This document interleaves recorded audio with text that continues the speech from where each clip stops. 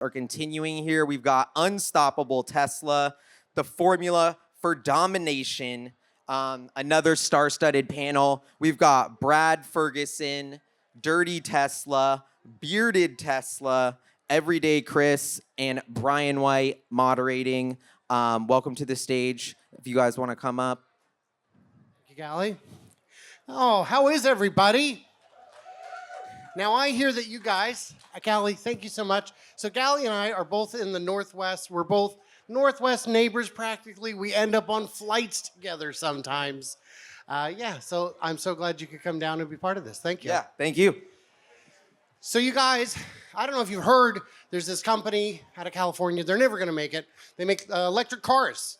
And I don't know if you know this, but you can't start a car company. That's not a thing. You just can't do it. You won't make it. Well, it turns out they've actually got some traction, so we're going to talk about them. I'm joined today on stage by four amazing guests. Brad Ferguson from Rebellionaires here. Grab a microphone right behind you there. Come on up. Brad Ferguson, you may have seen at a number of events. He often has a booth. He often is on Spaces. He's a guest on a lot of channels.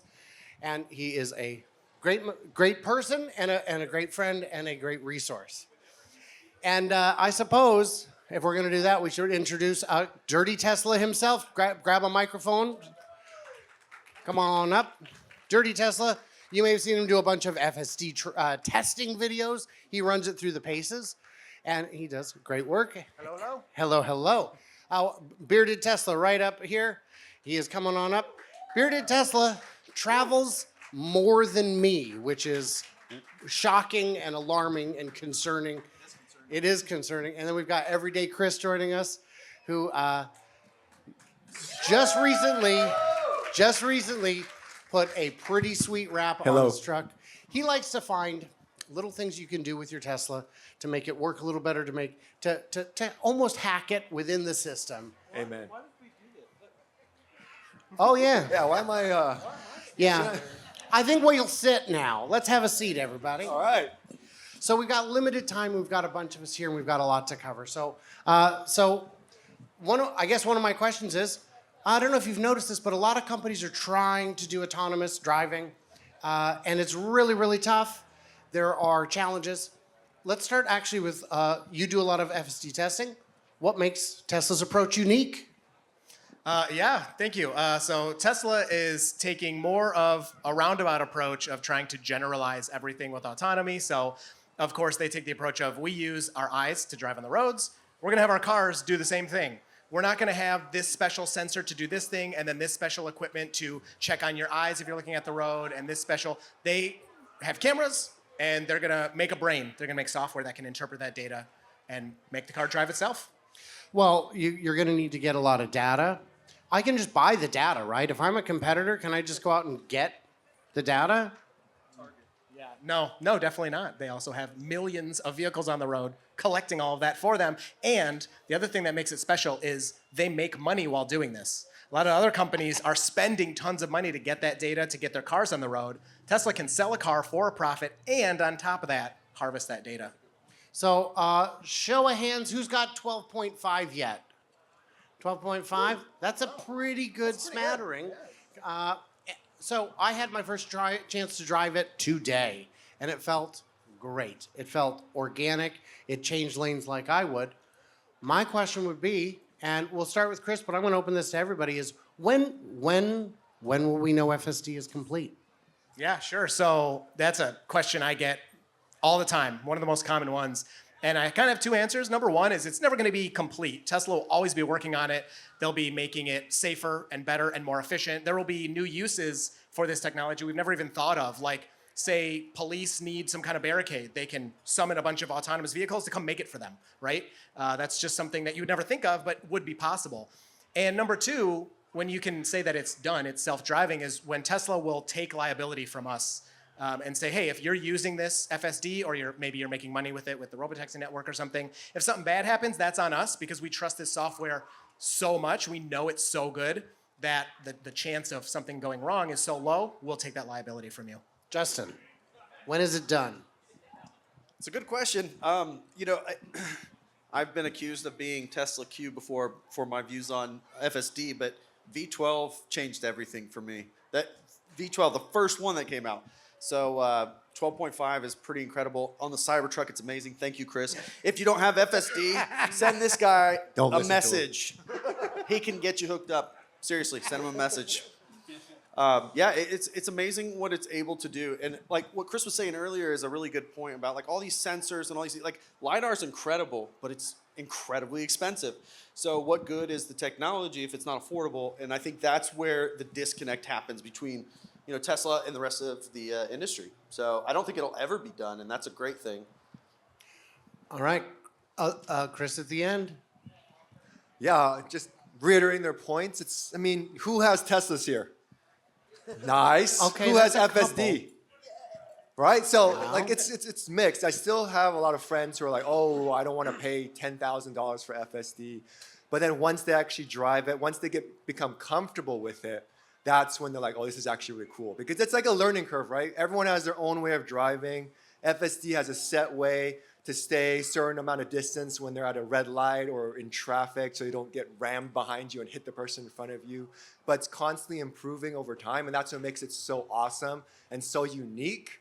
And that's why Tesla has always been the best with all, like they said, no lasers, just cameras and no sensors or anything. And that's insane. Like what other car manufacturer can do that? So that's cool. I think that's great. Bradford, when will FSD, in your view, be done? I have 12.5, and I think Tesla's very close to being able to go unsupervised, where you're in the driver's seat and you're allowed to not pay attention. And at the end of a trip, the car will alert you. It'll beep, get very angry at you and say, hey, your trip's almost done. You need to take over now. So I think they're very close to that right now, today. It drives better than me. So it's smoother. There's less forward and backward jerk or side to side. So it basically drives like a chauffeur, but not like a local. So that's kind of what you need to accept. So it's not as aggressive as a local would be generally. I think they need to figure out reverse. I think I worry a little bit that reverse might be trickier for them to implement. But once they do that, then we can get to robotaxi phase where it can back out of a situation or a roadblock. I think those are all good answers. I think that's pretty insightful. I would say that in California, the only place where I've driven 12.5, it was, I would say, appropriately aggressive. It felt more like a local, but then again, I'm not a local, so I don't know what that would feel like necessarily. And on FSD, if what you want is a fun car that drives itself, it feels like we're very close. If what you want is a business tool, we're looking at 2 dozen competitors, and on data alone, on compute alone, the advantage is clear. So I want to talk about, instead, manufacturing. Because I don't know if you've noticed, but out of the footprint of Giga Shanghai is only 9 million square feet if you include all the buildings together, with a production capacity in excess of 1 million. That is a lot of production for 9 square feet a car. 1 square meter per car of production. So what are they doing differently? Why don't we start down here, Bradford? What is Tesla's manufacturing edge? So a big piece is the Gigapress.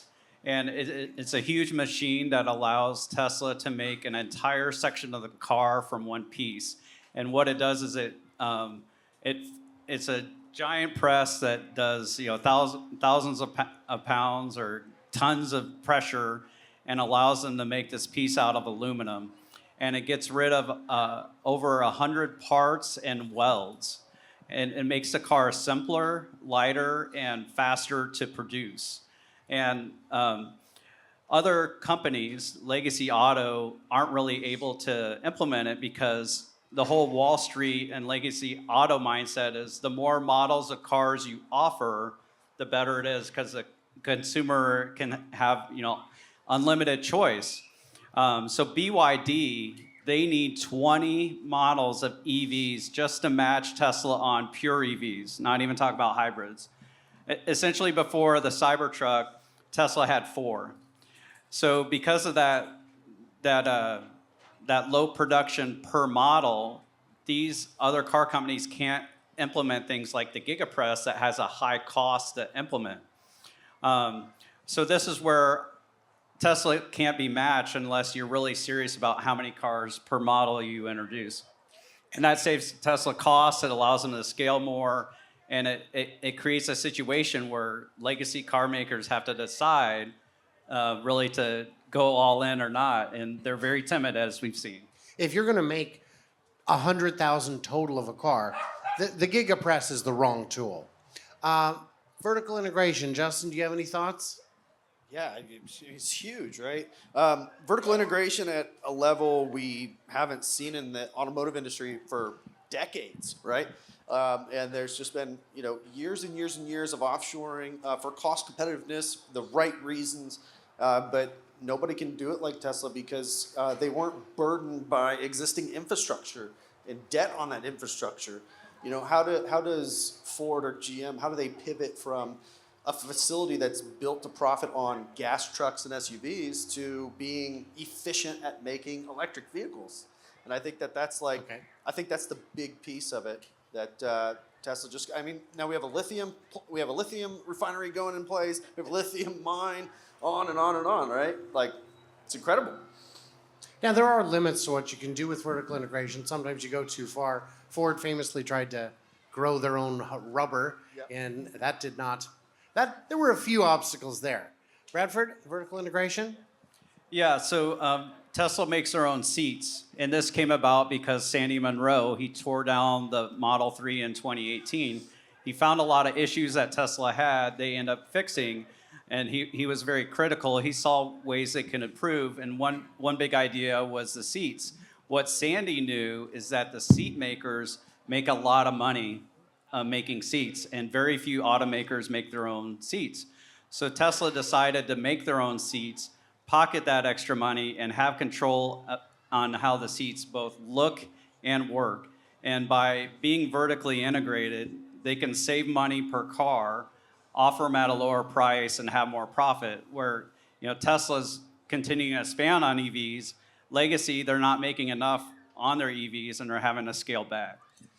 The one thing I would say on that is, you notice that Tesla wants to build everything greenfield. They want to start from scratch whenever possible. And it's because if you can make this piece not have to move this far, it's only going to save you $50. It's a $50,000 car. Who cares?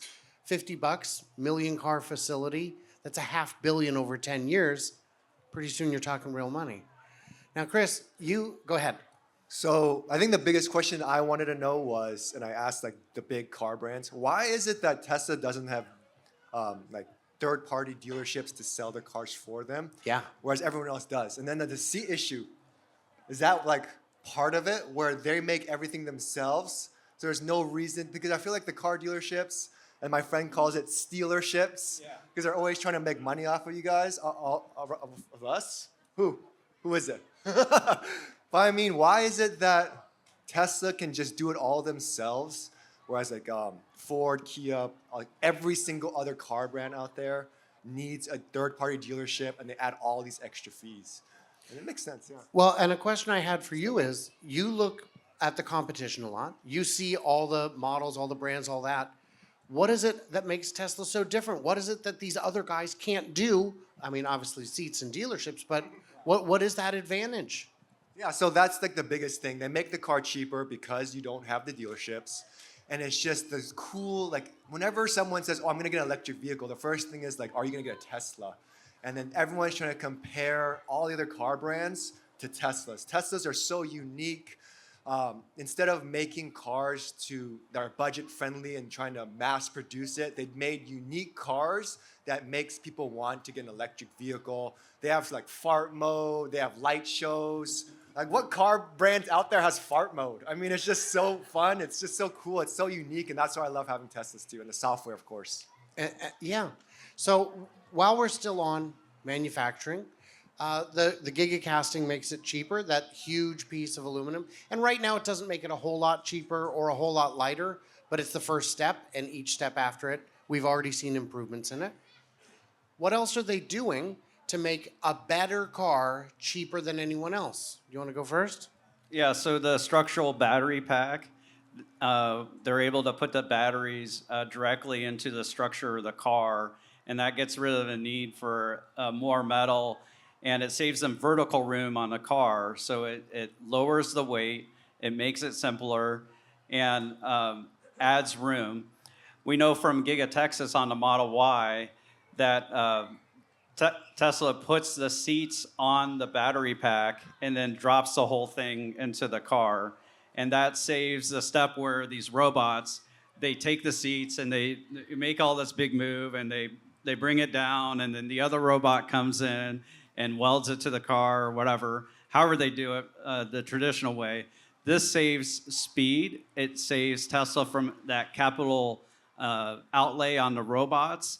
And it's just another way that it also saves on labor. And what all they've done with the gigacasting, I forgot to mention, is it gets rid of 600 robots per body and white line. That's a huge amount of savings. These robots cost at least $30,000 each. So I think I could be wrong, but that could be like $2 billion right there. And it all adds up. And it is the structural battery pack that does reduce the weight, that does reduce the complexity. And what we've seen, and this is something I kind of want to mention, was the steps we've taken. Every vehicle they've made since the Model S has been a step towards the unboxed. Who has heard of the unboxed method? Okay, so we've got some education to do. The idea is you've got pieces, you just put all the pieces together separately, and then you just jam them together and you're done. And I thought, well, that's very simple. Why doesn't everyone do that? And the answer is, it's impossible. You would have to do a bunch of things that have never been done before. And one by one, we're watching Tesla do them. We're watching them get rid of the 12-volt architecture that would have to run the whole car. The introduction of 48-volt. Well, there's hydraulics. Those have to run the whole... Well, we can do steer-by-wire with 48-volt, and then we'll have brake-by-wire at some point, which I believe would handle the redundancy on if the brakes don't work, you've got regeneration to save you. All these pieces are coming together. And what you were just talking about, putting the seats on the battery, we should have seen it coming. So a huge question I want to ask, and I will get to it at the end, but not right now. I want you to start thinking about it, is what is coming after what we see today? After Dojo, after FSD, and after the bot, there's something coming. And we don't know what it is yet, so start thinking, because I should have given you weeks of notice on that one, and I apologize, but I did not. So from a financial side, in manufacturing, what kind of debt does a normal manufacturer have compared to Tesla? I think you could speak to that. So typically there's billions of dollars of debt. I think Ford, GM, they have like close to 100 billion in debt on like the car loan side. There's tens of billions in debt and just debt that the company owes. And you know, we know some of those are government loans that they never have to pay back magically. But it's just a much different financial situation where if you have a transition to EVs where eventually gas gets displaced, the value of these auto loans goes down, and this debt that they have becomes a really big problem. And a lot of the debt is tied to the way cars have been made the old way. And it's like you mentioned, like it's so strange. Tesla keeps coming up with these new ways of doing it. It's like, seems obvious in retrospect, but like, why didn't any of the legacy companies do it? Well, in terms of stranded assets, which is what it sounds like, I have a question, and we'll go all the way down to the end. S and X, are those gonna still be around? Are we still making those? Yep. I love my X, I gotta say, but in 2024, I'm doing a video on it, but it's so outdated versus the Model 3, the new Model 3. I don't know if you guys have the new Model 3 or if you've seen it. It's just a huge night and day difference, and there's so much I wish I could see in the Model X and S versions that make it a cool vehicle and make it so unique. And there is a lot of potential there, but it's more so if Tesla and Elon is gonna spend the money to make it into that type of product, or I don't know, are they gonna just phase it out slowly because the 3 and Y are such amazing vehicles? I don't know, what do you guys think? Justin, what do you think? I think it's sad. Makes me very sad. The Plaid Model X, fastest SUV in the world. Plaid Model S, previously fastest sedan in the world. By the way, fastest grandma in the world right here. Shout out in a Plaid Model S. Yeah, Tesla Plaid Grandma up front. Millions of views on TikTok. She went ahead and got behind the wheel and lost her mind because it was so much fun. Yep.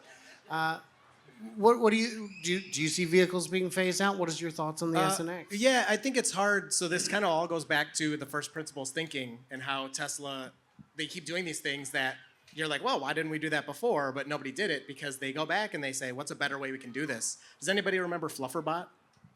Anybody? Wow, no. Wow. You don't remember? So when Model 3 was first ramping up, there was this robot that was responsible for putting a piece of like insulation above the battery, and it kept messing up. And Elon goes on the production line. He's like, what's slowing this down? And it was this robot that was just struggling putting this piece of insulation on. He goes, well, get rid of it. And other places, other manufacturers will be like, well, let's fix this robot. Let's make it work. Tesla just goes, get rid of this thing. Let's just make the product. And if we need to put it back, we will. And so that one thing, it was just this whole meme on Twitter back in the day, RIP Flufferbot.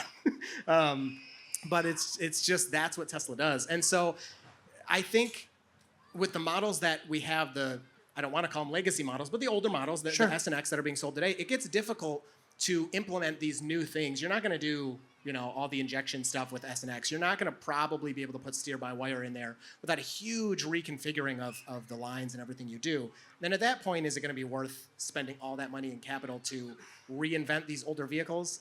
A vehicle in a limited segment to begin with. That's not selling much. It probably doesn't make much sense. So. Well, and I think that the new ludicrous Model 3 is certainly eating into Model S sales, and I think the Model X is very cool. It's got very cool doors, but the Cybertruck has very cool everything. It's a different kind of beast, and I don't know. A problem that I'm seeing with legacy manufacturers is their S and X that they can't get rid of is all of their cars, and they're not even S and X level. They're looking at it saying, do we really want to make almost no money or no money on this handful of EVs, or do we want to ride this pig into the ground because I got quarterly numbers to hit and I can hit them? That's the big problem, right? It's shareholders. So GM, Ford, to their credit, they tried. They went for it, and they were very public about it. They went all in, but at the end of the day, shareholders called uncle, and we saw now publicly the pivot where consumers don't want electric vehicles. They actually want hybrids, and I don't know where that all of a sudden came from, but Toyota, exactly. It really is. Because it really is. It's so sad, right? The Prius was so I know, it's Prius, whatever. It changed a lot of things. It was a very important car. And how do you go from being that to what they are today where they can't figure it out? I have been, for those who don't know, I've been on the road a bit lately. So I've been seeing television commercials. Apparently they still make those. And all of the Toyota commercials brag about their hybrids range. And it's like, I see what you're doing. I don't care for it. So we've only got a few minutes left, so I want to get into the most important part of it, and I would say that that's the batteries. So we've got battery manufacturers in the U.S., we've got them in Korea and China, we've got them all over the world now. U.S. versus international batteries. Bradford, what do you think? I mean, where are we at with that? What's going to happen next? So Tesla relies pretty heavily on CATL and LG and Panasonic to make batteries, but they're working on the 4680. They're trying to figure out. They just produced their first Cybertruck where it has that dry cathode and electrode, which saves a lot of space on the battery line, allows them to make batteries much more efficiently and better for the environment. What I study is the Megapack, and Tesla's Megapack business just grew over 100% quarter over quarter, and Wall Street is just not aware of the level of profits from Megapack. We're studying this issue. We'll be tweeting about it, called unsatisfied performance obligations. And it's this asset we're seeing with Megapack where Tesla might have 1.8 billion that is just growth from one quarter to another, 1.8 billion in one quarter. And we're curious, like, how much of that's going to be profit for Tesla, and Wall Street's not even aware of this. So we're studying that, and we think there's a lot of profit there. And Elon just said on the last conference call that the battery factory in Shanghai, where they make these huge Megapacks, may be twice the size or 3 times the size as Lathrop. And that's going to be really interesting to see because like the demand for those is off the charts. And it's needed to balance out every power plant, even if it's a coal power plant or natural gas or even nuclear. A Megapack can help balance those where they don't have to use the burner plants that they only use like 5 days out of the year when everyone needs air conditioning. And the reason those peaker plants are so expensive is if you fire it up, if you need 5 minutes of power, your contract probably says that they get to charge you for 3 hours because it takes so much time to cycle them. When Tesla went into South Australia and said, we want to sell you a Megapack. They said, you guys are so late all the time. They said, 90 days or it's free. And they said, well, that's too good to be true. And on day 87, 88, it was ready. And 6 months later, a report came out and said, I think we've made our money back. Let's get some more of these. And as the cost keeps coming down, the use case keeps increasing. I want to get anybody final words. Let's start with you, Chris. I think what makes Elon Musk so great is he doesn't ask for permission. He asks for forgiveness. And it's a good and bad thing, but it makes Tesla so unique and so advanced versus the competition. And that's why no matter what, I'm always going to have a Tesla. Because there's other great brands out there, Rivian, Lucid, and they're all improving.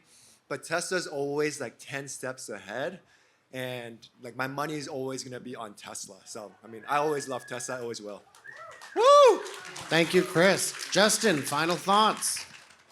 I think it's completely obvious to everybody, even the doubters. It took an outsider to get us to where we are today. And thank God it was Elon Musk and Tesla that got us where we are today.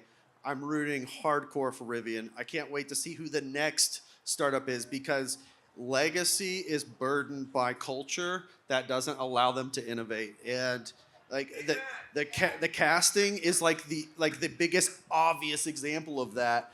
And that casting, like, why didn't they do that before? Well, it's impossible. You can't do that. And then their response was, why? And so then they had to define why they can't do it. And that's what an outsider can do. And the answer was, no one's been willing to pay us enough money to build something with 9,000 tons of clamping force. That'd be the size of this building almost. And we'll do it. Oh, well, now we have to build it.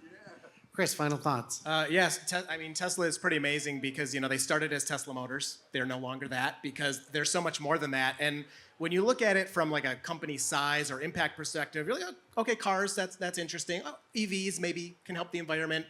And Tesla keeps moving on. And from my point of view, it was the energy, the batteries that I was like, this is what's going to make them one of the biggest, if not the biggest companies ever, because energy is what everyone wants. That's kind of the currency of the world is you need energy. But of course, Tesla had to one-up me and prove me wrong. And that's not number one. Number one is labor. And I think with Optimus coming, I am cautiously optimistic about what's going to happen with that. I'm sure timelines will be delayed or whatever will happen. But it might. But I think Optimus is going to be the thing that we're going to look back in 10 years or whatever and be like, wait, Tesla was doing what? Do you guys know that Tesla used to be a car company? Yeah. It's going to be trivia for exactly. our grandkids. Exactly. Bradford, final thoughts. So what I've spoken to is a lot of ways Tesla saves money. Chris mentioned one where they save $2,500 per car when they sell a car direct to you, and you've noticed that personally when you try to sell private seller versus selling to a company. You've spoken to sensors, like the sensors are much less expensive. We've spoken about vertical integration. There's a lot of these things that seem kind of boring, but they add up into tremendous cost savings. They allow Tesla to be almost the only profitable EV maker in the world. And it's this foundation that I think allows Tesla to be unstoppable. But one thing though, you don't get the opportunity to be sold tire insurance and paint insurance and all that stuff, which the Desert finance protection office is where it's package. at. Yeah. Guys, thank you for coming out. This has been a great panel. I know you know some of us. If you get a chance, please follow my friends Bradford from Rebellionaire, Dirty Tesla, Bearded Tesla Guy, and Everyday Chris. I'm Brian from Future Oza. This has been a whole lot of fun. And if you'd like to say hello, we'll probably be around somewhere. Thank you, guys. Thank you.